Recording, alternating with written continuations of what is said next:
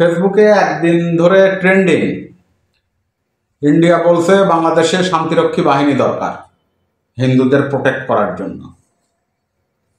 তো সবার আগে তো ইন্ডিয়াতে শান্তিরক্ষী বাহিনী দরকার, কারণ পৃথিবীর বুকে সবচেয়ে বেশি সাম্প্রদায়িক দাঙ্গা হয় ইন্ডিয়াতে।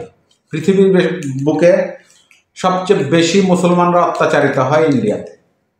বাংলাদেশে হিন্দুদের একটা সমস্যা কি জানেন?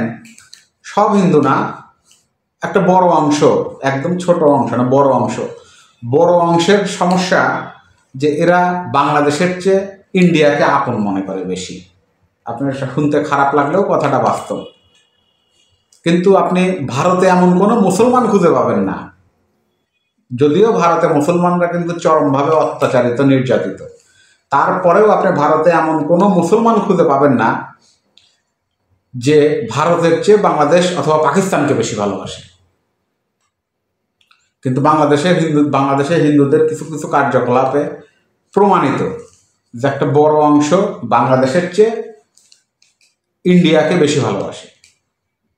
হিন্দু ভাই যারা আছে, বোন যারা আছে, সবার মনে রাখা উচিত ভারতের নির্যাতিত মুসলমানরা যেমনভাবে ভারতকে এত অত্যাচারের পরেও আপন মনে করে।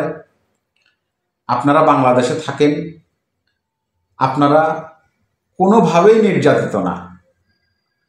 আপনাদেরও উচিত বাংলাদেশকে সবার আগে আপন মনে করা। এই দেশ যতখানি মুসলমানের, ঠিক ততখানি হিন্দুদেরও।